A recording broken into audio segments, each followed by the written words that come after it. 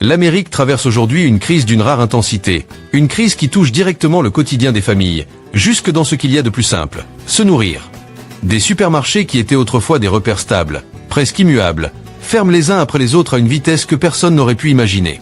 Dans certaines régions, les familles n'ont plus d'autre choix que de parcourir des kilomètres pour acheter un simple carton de lait. Les parents, eux, comptent chaque billet, surveillent chaque dépense, parce que les prix ne cessent de grimper. Et dans plusieurs quartiers, le dernier magasin encore ouvert a déjà baissé le rideau, laissant des milliers de personnes complètement démunies. Ce qui était auparavant une petite marche pour aller chercher de quoi préparer le dîner est devenu, pour beaucoup, une véritable épreuve. On n'est plus dans une simple période d'inflation. C'est une urgence silencieuse, presque invisible, mais terriblement réelle. Une crise qui montre à quel point le pays est vulnérable lorsqu'un élément aussi fondamental que l'accès à la nourriture peut s'effondrer du jour au lendemain. Numéro 10. Las Vegas, Nevada. Las Vegas, c'est l'image même de l'excès. Les néons, les casinos ouverts sans interruption, la consommation à outrance. Pourtant, en 2025, les ruptures les plus choquantes ne se voient pas sur les tables de jeu, mais dans les rayons d'épicerie qui, pour beaucoup, n'existent tout simplement plus. La ville connaît l'une des plus rapides vagues de fermeture de magasins du secteur alimentaire dans tout l'Ouest américain. Plus de 15 supermarchés ont disparu rien que dans le comté de Clark l'an dernier, frappant surtout les zones éloignées du Strip, là où vivent les habitants ordinaires. Et les raisons de ce déclin sont implacables. D'abord, la population de Vegas a explosé. Plus de 70 000 nouveaux résidents depuis 2020. Ensuite, les coûts du commerce ont pris l'ascenseur. Les loyers commerciaux ont bondi de 34% dans la vallée, et les factures d'électricité des supermarchés dépassent désormais les 29 000 $ par mois. Ajoutez à ça les étés étouffants du Nevada, qui font grimper encore plus les dépenses de réfrigération et de climatisation. Résultat, depuis 2021, certains magasins voient leur coût d'exploitation augmenter de 45%. Et le coup de grâce, c'est l'assurance. La montée de la criminalité et les risques liés au climat ont fait exploser les primes, plus 40 à 55% selon les quartiers.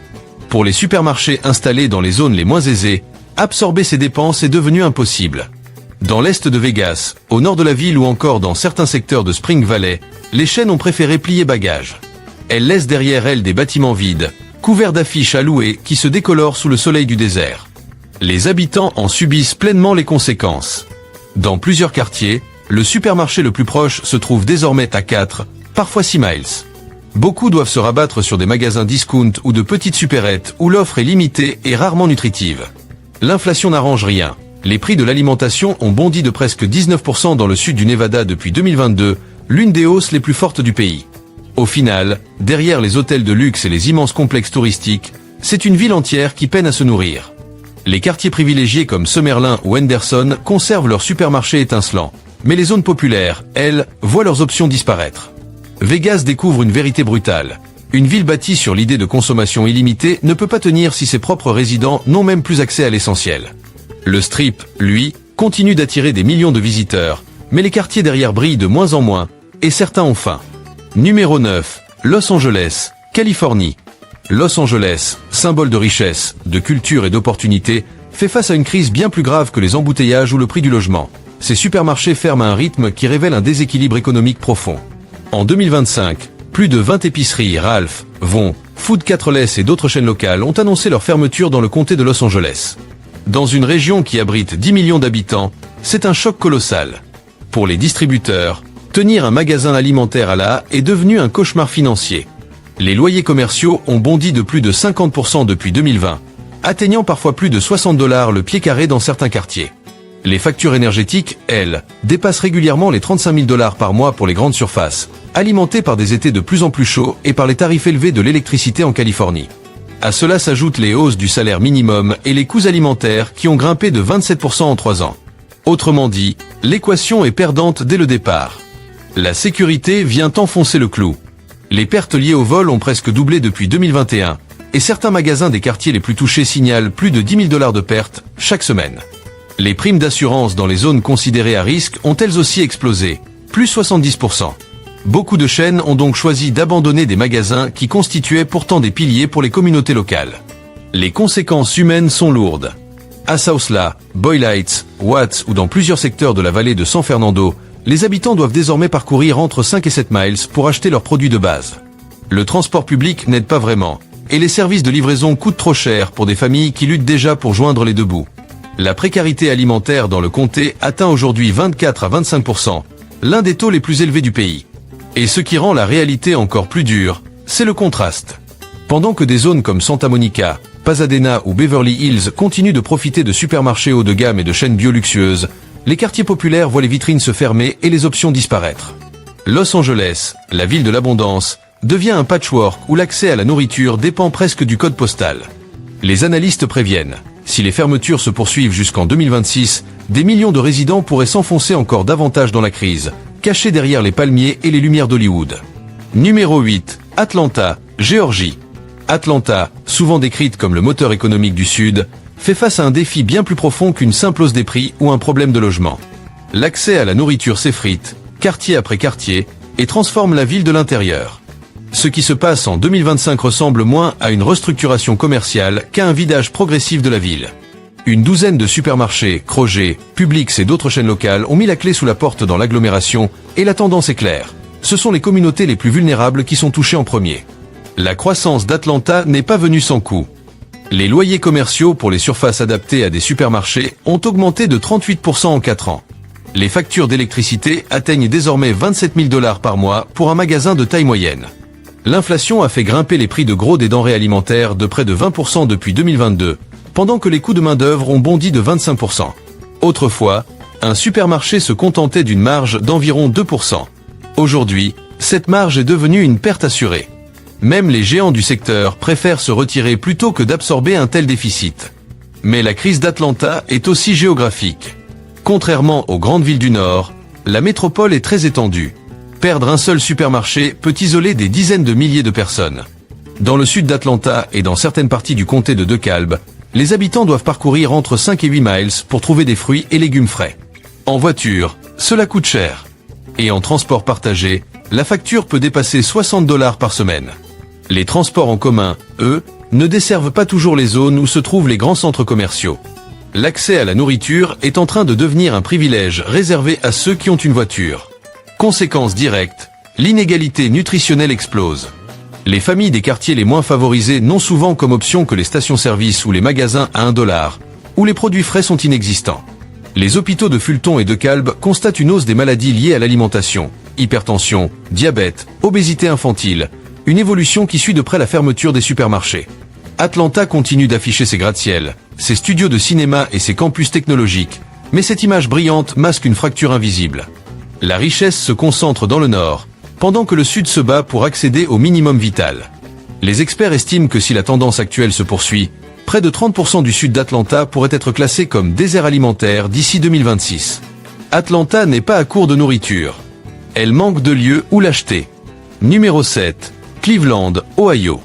À Cleveland, la disparition des supermarchés ne ressemble pas à un choc soudain, mais plutôt à l'aboutissement d'un lent effondrement économique. En 2025, une nouvelle vague de fermetures frappe les quartiers les plus fragiles, révélant à quel point le système alimentaire de la ville s'est affaibli au fil des années. Des enseignes comme Giant Eagle, Davis Market et plusieurs magasins indépendants ont réduit leur présence, voire fermé pour de bon. Résultat, des districts entiers perdent leur dernière épicerie complète, celle qui permettait encore aux habitants de faire de vraies courses. Les pressions financières sont devenues intenables. Depuis 2021, les coûts d'exploitation des supermarchés ont grimpé de 33%. Les factures d'électricité, qui tournaient autour de 13 000 $ par mois pour une surface moyenne, dépassent désormais les 21 000 $.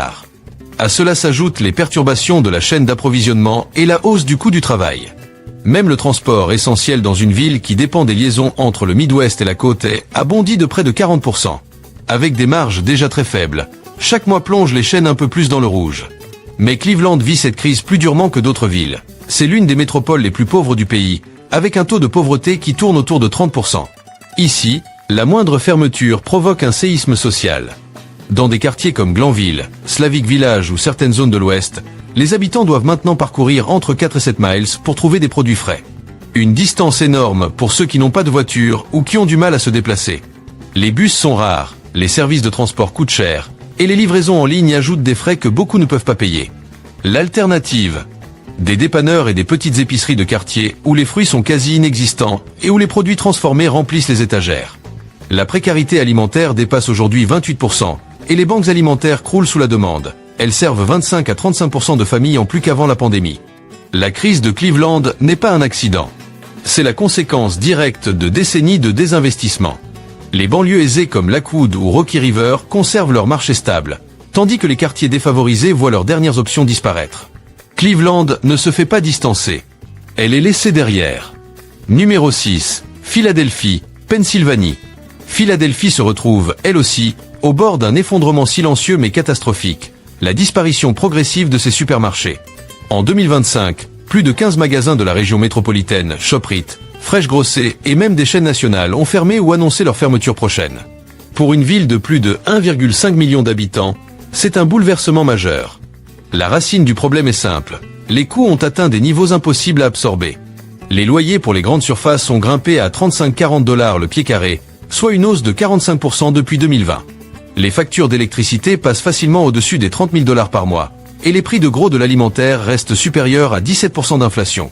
Ajoutez à cela les salaires élevés imposés par la ville, une fiscalité lourde et une explosion des pertes liées au vol, parfois plus de 9 000 $ par semaine, et les modèles économiques s'effondrent. Mais ce qui rend la crise de Philadelphie unique, c'est l'extrême contraste entre ces quartiers. Centre City, University City et les banlieues plus aisées continuent même d'ouvrir de nouveaux magasins. Pendant ce temps, North Philadelphia, Kensington et une partie de West Philly, où les taux de pauvreté oscillent entre 35 et 40%, perdent leur dernier supermarché. Les habitants de ces zones doivent parfois voyager entre 5 et 9 miles pour de simples courses. Les bus n'arrangent rien. Il faut souvent enchaîner plusieurs correspondances pour atteindre une grande surface.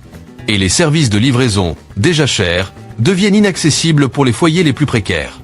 Avec moins de magasins, beaucoup se tournent vers des petites supérettes où les prix par calorie sont 40 à 60% plus élevés et la qualité bien moindre. La précarité alimentaire dépasse désormais les 26%, un des taux les plus élevés parmi les grandes villes américaines. Les associations rapportent une demande tellement forte que certains centres manquent d'aliments de base dès le milieu de la semaine. Ce qui disparaît à Philadelphie, ce n'est pas seulement du commerce. Ce sont des piliers de la vie locale. Les supermarchés attirent du passage, stabilisent les rues, créent de la sécurité.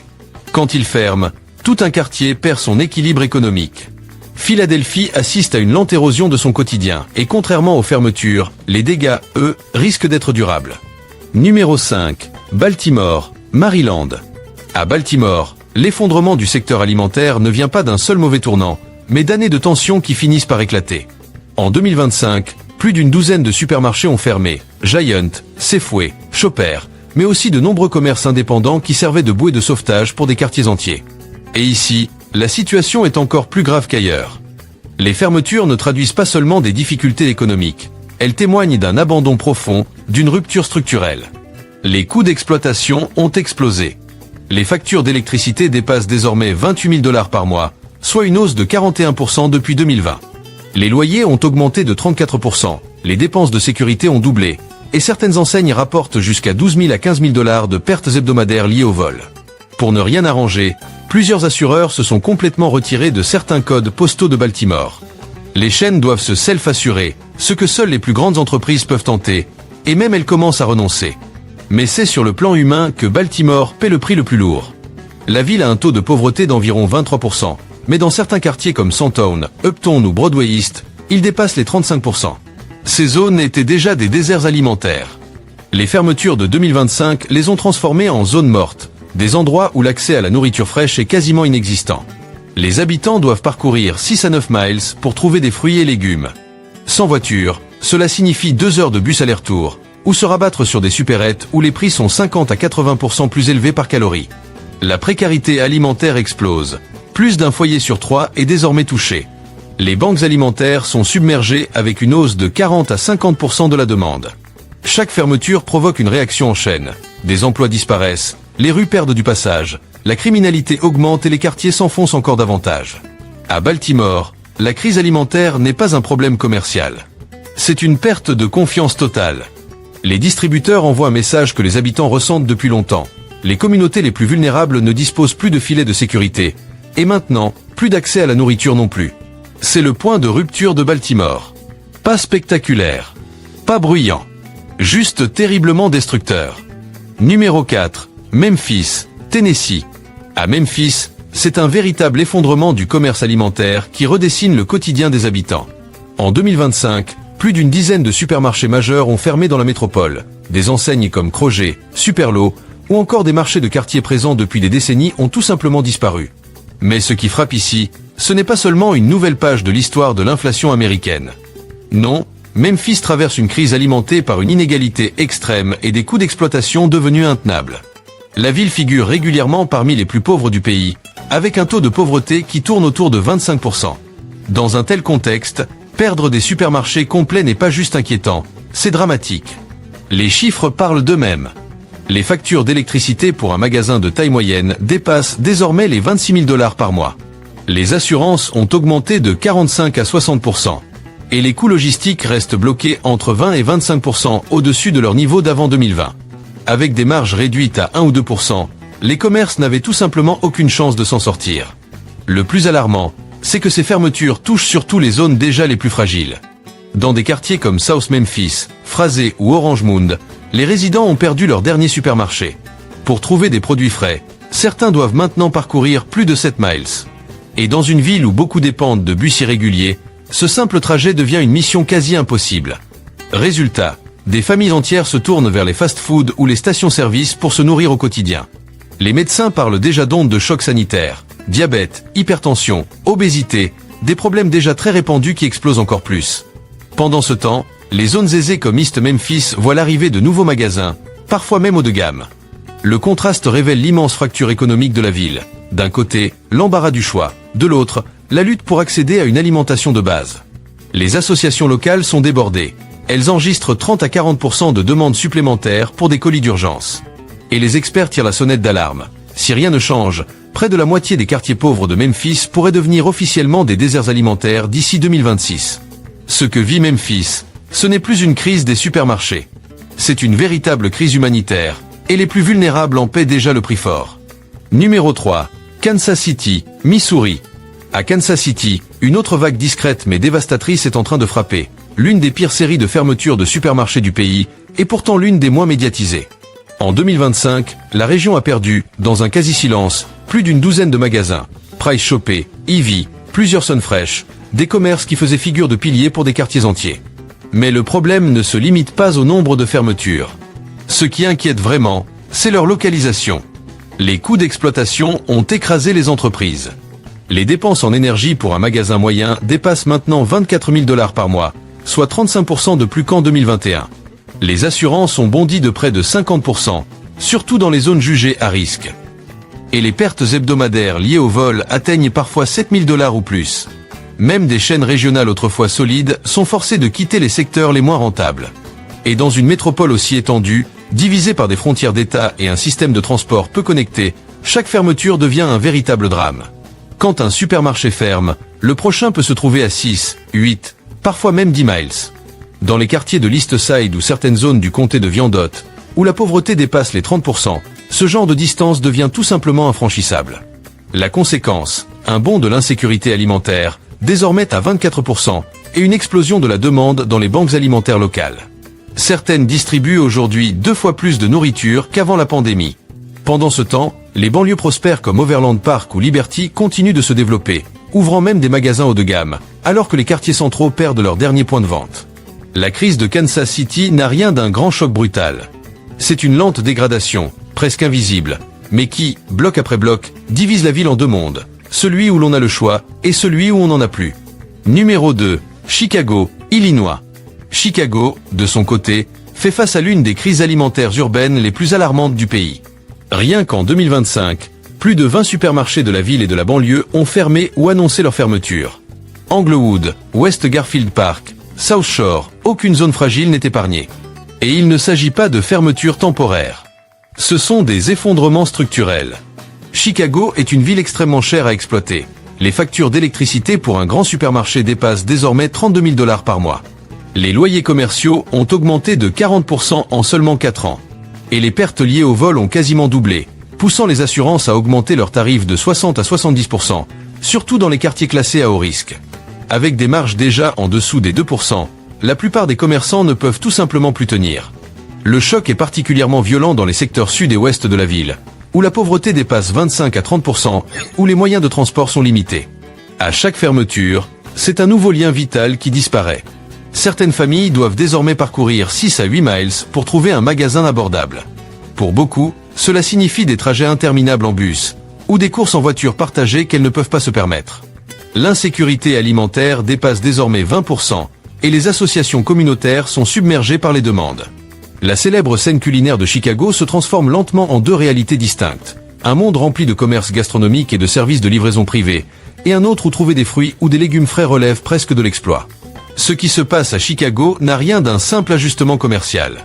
C'est une dégradation progressive de l'infrastructure la plus essentielle, l'accès à la nourriture.